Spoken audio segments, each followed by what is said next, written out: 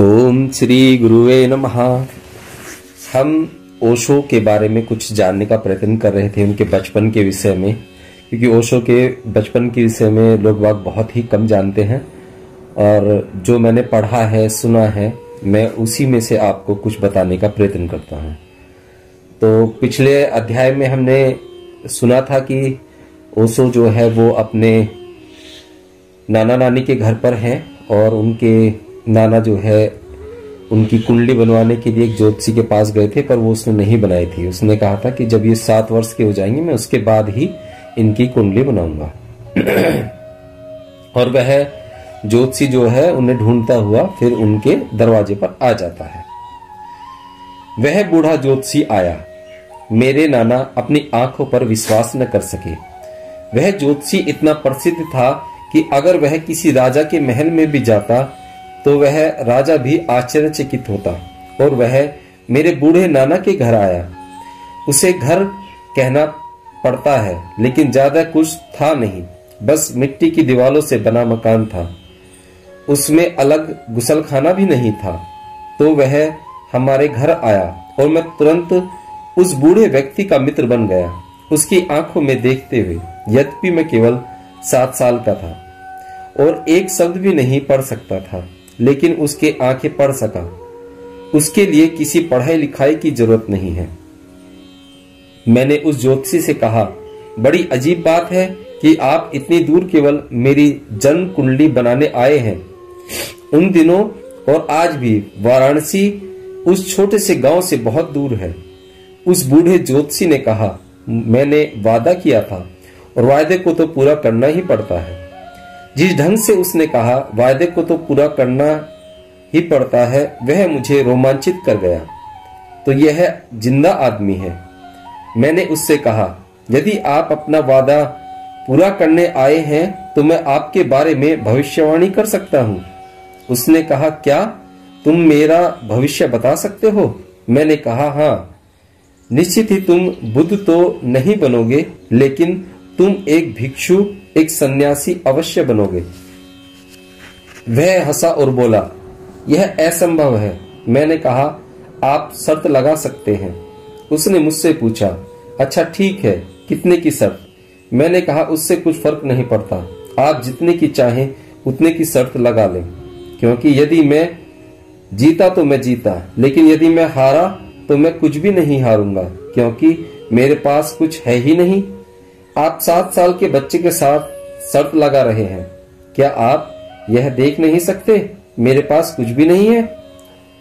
तुम्हें यह जानकर आश्चर्य होगा कि मैं वहां नंगा खड़ा था। उस गरीब गांव में वह वर्जित नहीं था। कम से कम 7 साल के बच्चे के लिए नंगे इधर उधर भागना दौड़ना वर्जित नहीं था। वह कोई इंग्लैंड का गांव नहीं था। मैं अभी भी अपने आप को वहां उस ज्योतिषी के सामने नंगा खड़ा देख सकता हूं। सारा गांव वहां इकट्ठा हो गया और सब लोग हम दोनों की बातचीत सुन रहे थे। उस बूढ़े ज्योतिषी ने कहा, ठीक है, यदि मैं सन्यासी बना, भिक्षु बना और उसने अपने हीरे जड़ी सोने की पॉकेट घड़ी दिखाई, मैं यह तुम्हें दे दूंगा। और यदि तुम हार गए तो तुम क्या करोगे? मैंने कहा, मैं बस हार जाऊंगा, मेरे पास कुछ नहीं है आपको देने के लिए, कोई सोने की घड़ी नहीं है, मैं आपको केवल धन्यवाद दूंगा। वह हंसा और चला गया। मैं ज्योतिष में विश्वास नहीं करता। यह 99.9 बकवास है, लेकिन 0.1 बिल्कुल सच है। कोई भी आंतरिक पवित्रता और अंतर्दृष्टि वाला व्यक्ति भविष्य को देख सकता है, क्योंकि भविष्य अस्तित्व विहीन नहीं है, वह सिर्फ हमारी आंखों में छिपा है। शायद केवल विचारों का एक छीना सा पर्दा है जो वर्तमान और भविष्य को अलग करता है। भारत में दुल्हन एक घूंघट से अपने चेहरे को ढाके होती है। वह अपनी साड़ी को अपने चेहरे पर खींच लेती है। इसी तरह भविष्य हमसे छिपा है, सिर्फ एक घूंघट, एक छीने से पर्दे से। मैं 14 वर्ष का था और अपने दादा के साथ वाराणसी के आसपास घूम रहा था। वे कुछ काम से गए थे और मैंने उनके साथ जाने की जिद की थी। वाराणसी और सारनाथ के बीच सड़क पर एक बूढ़े भिक्षु को मैंने रोका और कहा, क्या आपने मुझे पहचाना? उसने कहा, मैंने तो तुम्हें पहले कभी नहीं देखा, फिर पहचानने का सवाल ही नहीं उठता। मैंने कहा, आपको मेरी याद नहीं है, लेकिन मुझे तो आपकी याद है। वह हीरो से जड़ी सोने की घड़ी कहाँ है? मैं वही बच्चा हूँ जिसके साथ आपने शर्त लगाई थी। अब समय आ गया है कि मैं पूछूं। मैंने भविष्यवाणी की थी कि आप भिक्षु हो जाएंगे और अब आप हो गए हैं। अब वह घड़ी मुझे दे दीजिए। वह हंसा और अपनी जेब से उसने वह सुंदर घड़ी निकाली और मुझे दी। उसकी आंखें आंसू से भरी हुई थी और तुम भरोसा नहीं करोगे, उसने मेरे पैर छुए। मैंने कहा, नहीं नहीं, आप भिक्षु हैं, सन्यासी हैं, आप मेरे पैर नहीं छू सकते। उसने कहा, वह सब छोड़ो, तुम मुझसे बड़े ज्योतिषी सिद्ध हुए, मुझे तुम्हारे पैर छूने दो। मैंने वह घड़ी अपनी पहली सन्यासिन को दे दी। मेरी पहली सन्यासिन का नाम है मां आनंद मधु। हाँ, एक स्त्री, क्योंकि मैं यही चाहता था। जिस तरह मैंने स्त्रियों को सन्यास दिया, किसी ने कभी नहीं दिया। इतना ही नहीं, मैं अपनी पहली सन्यास दीक्षा किसी स्त्री को देना चाहता था, संतुलन के लिए। इंदिरा गांधी मुझे बता रही थी कि जब वे इजराइल की यात्रा पर थीं और जेरूसलम गईं, तो उन्हें भरोसा नहीं हुआ कि इजराइल की प्रधानमंत्री और वे स्वयं दोनों बालकनी में बैठी हुई थीं और सारे पुरुष नीचे मुख्य हॉल में बैठे हुए थे। उसे ख्याल नहीं आया कि इजराइल की प्रधानमंत्री भी स्त्री होने के कारण मुख्य सिनागाग में प्रवेश नहीं कर सकती थी। वे केवल बालकनी से ही देख सकती थी। यह आदरपूर्ण नहीं है, यह अपमानजनक है। मुझे मोहम्मद, मोमेज, महावीर, बुद्ध के लिए माफी मांगनी है और जीसस के लिए भी, क्योंकि उन्होंने अपने खास 12 शिष्यों में एक भी स्त्री नहीं चुनी और जब उन्हें सूली लगी तो वे 12 मूर्ख वहां नहीं थे, केवल 3 स्त्रियां उनके पास थीं। पर इन 3 स्त्रियों ने को जीसस ने नहीं चुना। वे चुने हुए खास शिष्यों में नहीं थी। चुने हुए खास शिष्य तो भाग गए थे। वे अपनी जान बचाने की कोशिश में थे। खतरे के समय केवल स्त्रियां ही आईं। आनंद मधु अभी भी सन्यासीन है। वह हिमालय में रहती है, मौन, चुपचाप। तभी से हमेशा स्त्रियों को जितना हो सके आगे लाने का मेरा प्रयास रहा है। शायद कभी कभी मैं पुरुषों के प्रति अन्यायी भी दिखूं। मैं नहीं हूं, मैं तो केवल चीजों को ठीक कर रहा हूं। सदियों से पुरुषों ने स्त्रियों का जो शोषण किया है, उसे देखते हुए यह आसान काम नहीं है। पहली महिला जिसको मैंने चाहा वह मेरी सास थी। तुम्हें आश्चर्य होगा कि मैं विवाहित हूं। नहीं, मैं विवाहित नहीं हूं। वह स्त्री गुड़िया की मां थी, पर मैं मजाक में उसे अपनी सास कहता था। इतने वर्षों के बाद मैंने उसे फिर से याद किया है। मैं उसको सास कहता था क्योंकि मैं उनकी बेटी से प्रेम करता था। वह गुड़िया का पुनर्जन्म था, पिछला जीवन था। वह स्त्री भी मेरी नानी की तरह अद्भुत शक्तिशाली थी।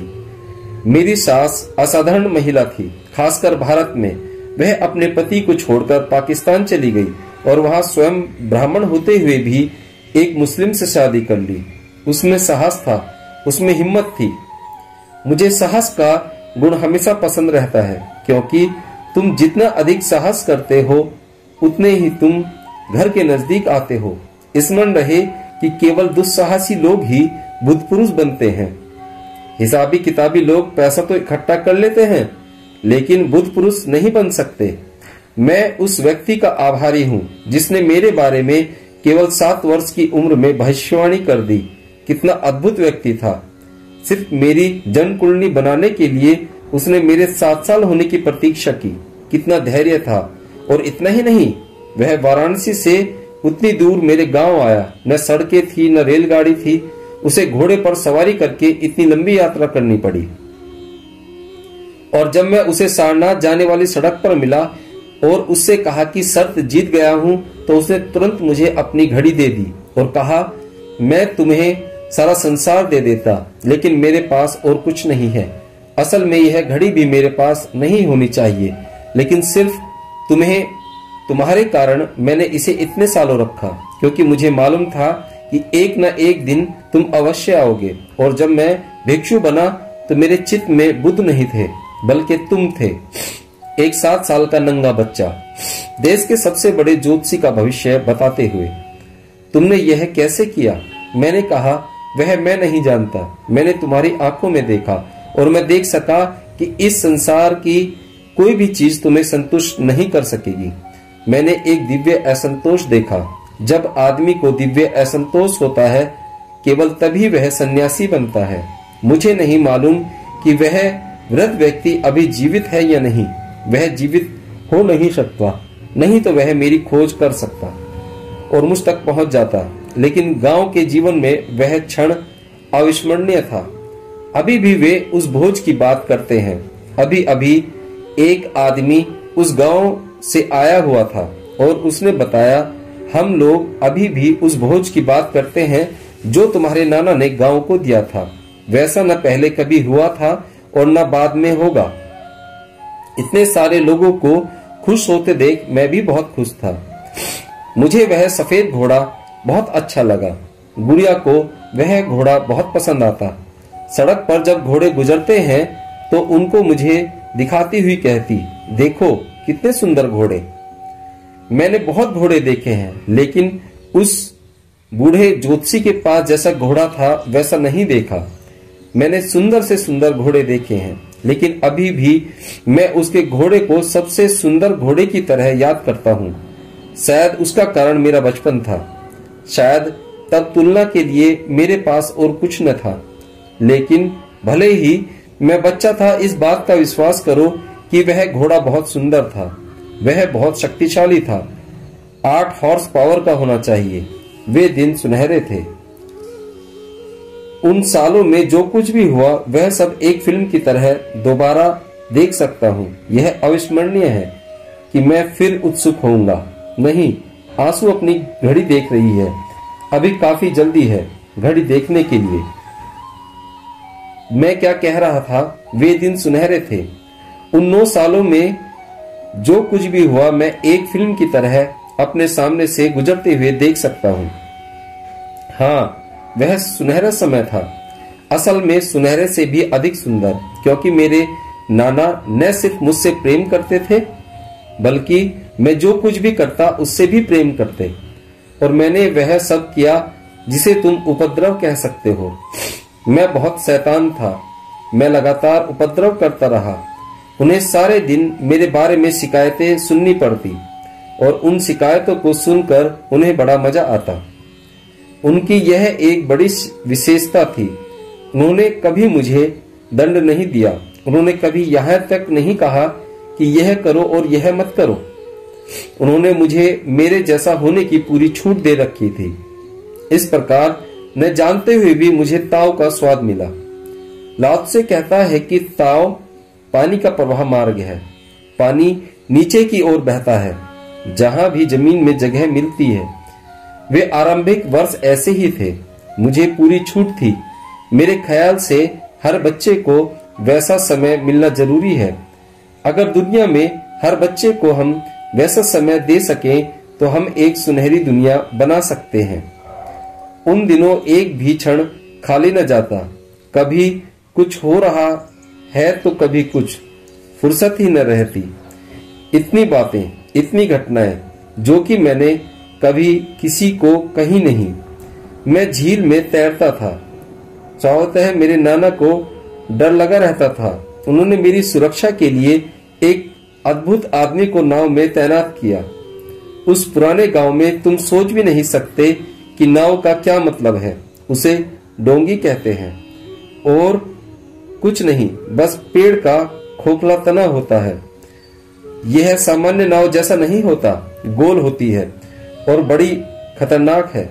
तब तक तुम कुशल न हो जाओ, तब तक उसे चला नहीं सकते। वह कभी भी उलट सकती है। थोड़ा सा भी संतुलन बिगड़ा और तुम हमेशा के लिए गए। वह बहुत खतरनाक है। डोंगी को खेकर ही मैंने संतुलन सीखा। उससे ज्यादा सहायक और कुछ नहीं हो सकता। मैंने मध्य मार्ग सीखा, क्योंकि तुम्हें ठीक मध्य में होना होता है। जरा सा भी इधर उधर और तुम गए। तुम श्वास भी नहीं ले सकते और तुम्हें बिल्कुल चुपचाप बैठना पड़ता है। केवल तभी तुम डोंगी खे सकते हो। जो आदमी मेरे रक्षा के लिए तैनात किया गया था उसे मैंने अद्भुत कहा है। क्यों? क्योंकि उसका नाम भूरा था और इसका अर्थ है गोरा आदमी। तुम्हारे गांव में सिर्फ वही एक गोरा आदमी था। वह यूरोपियन नहीं था। सिर्फ संयोग से वह भारतीय जैसा नहीं दिखाई देता था। वह यूरोपियन जैसा ज्यादा दिखाई देता था, लेकिन था नहीं। शायद उसकी माँ ब्रिटिश फौज की किसी छावनी में काम करती थी और वहीं गर्भवती हो गई थी, इसलिए उसका असली नाम किसी को मालूम न था। सब उसको भूरा कहते थे। भूरा मतलब गोरा आदमी। यह कोई नाम नहीं है, लेकिन यही उसका नाम हो गया। वह अच्छे डील डॉल का आदमी था। वह बचपन से ही मेरे नाना के पास काम करने लगा था और यद्यपि वह नौकर था, फिर भी उसे परिवार के सदस्य जैसा ही व्यवहार मिलता था। मैंने उसे अद्भुत इसलिए भी कहा क्योंकि मैंने इस दुनिया में अनेक लोग देखे हैं, फिर भी भूरा जैसा कोई नहीं देखा।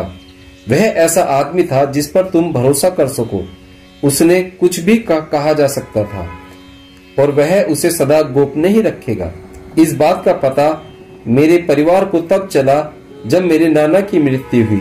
मेरे नाना ने घर की सब चाबियां, घर के सब काम और जमीन की देखभाल भूरा को ही सौंपी हुई थी। जैसा ही हम लोग गाडवारा पहुंचे, मेरे परिवार के लोगों ने मेरे नाना के इस स्वामी भक्त नौकर से पूछा, चाबियां कहाँ हैं? उसने कहा, मेरे मालिक ने मुझसे कहा था कि मेरे सिवाय कभी किसी को ये चाबियां मत देना। माफ करें, पर जब तक स्वयं मुझसे न कहें तब तक मैं चाबियां आपको नहीं दे सकता। और उसने चाबियां उन्हें कभी नहीं दी। इसलिए हम लोग नहीं जानते कि चाबियां कहाँ छिपी थीं। बहुत वर्षों के बाद जब मैं बंबई में रह रहा था तो भूरा का बेटा मेरे पास आया और चाबियां मुझे दी और कहा, हम लोग आपके आने का इंतजार करते रहे लेकिन कोई नहीं आया। हमने जमीन की और फसल की अच्छे से देखभाल की और उसके सारे पैसे भी अलग रखे हैं। मैंने वे चाबियां आपको वापस कर दी और उसने कहा, अब सब कुछ तुम्हारा है। घर, फसल और पैसे सब तुम्हारे हैं। मुझे दुख है कि मुझे पहले मालूम नहीं था, पर हम में से कोई भी वहां जाकर पुरानी यादों के कारण दुखी होना नहीं चाहता था। वाह, क्या आदमी था! लेकिन वैसे लोग कभी इस जमीन पर होते थे? वे धीरे धीरे लिप्त होते जा रहे हैं और ऐसे लोगों की जगह सब तरह के चालाक और धूर्त लोग लेते जा रहे हैं। भूरा जैसे लोग ही इस पृथ्वी का नमक है। मैं भूरा को अद्भुत आदमी इसलिए कहता हूँ क्योंकि इस चालाक दुनिया में सीधा होना अद्भुत है। सीधा होना इस दुनिया का नहीं बल्कि अजनबी होना है। मेरे नाना के पास इतनी जमीन थी जितनी की कोई सोच सकता है, क्योंकि उन दिनों भारत के उस भाग में जमीन बिल्कुल मुफ्त थी। तुमको बस राजधानी के सरकारी दफ्तर में जाकर जमीन लेने के लिए कहना था, इतना काफी था और वह तुमको दे दी जाती थी। हमारे पास 1400 एकड़ जमीन पर खेती थी जिसकी देखभाल भूरा करता था। जब मेरे नाना बीमार पड़े तो भूरा ने कहा कि वह उनके बिना जिंदा नहीं रह सकेगा। वे दोनों एक दूसरे के इतने निकट आ गए थे। जब मेरे नाना मरणासन थे तो हम लोग उनको कुचवाड़ा से गारवारा ले गए, क्योंकि कुचवाड़ा में इलाज की कोई सुविधा नहीं थी।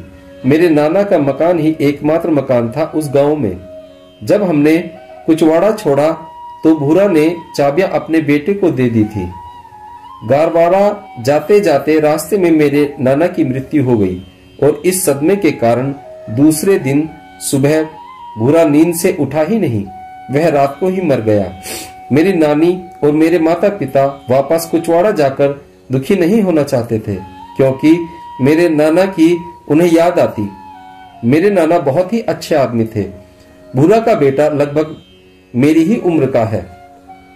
अभी केवल कुछ वर्ष पहले मेरा भाई निकलंक और चैतन्य भारती उस घर के और उस तालाब के फोटो लेने वहां गए थे जिस घर में मैं जन्मा था। उस घर के लिए अब वे 10 लाख रुपए मांग रहे हैं, यह सोचकर कि शायद मेरा कोई शिष्य खरीदने में इच्छुक हो। 10 लाख! और तुम्हें पता है, जब मेरे नाना की मृत्यु हुई तब उसकी कीमत कुल 30 रुपए थी, वह भी कुछ ज्यादा ही थी। हमें आश्चर्य होता अगर उतना भी हमें कोई देने को तैयार होता। वह देश का बहुत ही अविकसित पिछड़ा इलाका था, क्योंकि वह अविकसित इलाका था। वहां कुछ था तो अब सभी जगह आदमी से खो गया है। कम से कम कभी कभी मनुष्य को असभ्य आदमी होने की जरूरत होती है। उसको जंगल, समुद्र और तारों भरा आकाश भी चाहिए। मनुष्य को केवल अपने बैंक बैलेंस की ही चिंता नहीं करनी चाहिए, वह तो बहुत ही क्षुद्र बात है। इसका अर्थ है कि मनुष्य मर गया है, उसे गाड़ दो और उत्सव मनाओ, जला दो और उसकी चिता के चारों तरफ नाचो। बैंक बैलेंस ही मनुष्य नहीं है। मनुष्य होने के लिए मनुष्य को पहाड़ियों, चट्टानों, नदियों और फूलों की भांति नैसर्गिक होना चाहिए। मेरे नाना ने यह जानने में मेरी सहायता नहीं की कि सरलता क्या है, जीवन क्या है, वरन उन्होंने मृत्यु को जानने में भी मेरी सहायता की। उनकी मृत्यु मेरी गोद में हुई। उसके बाद में बारे में कभी बाद में।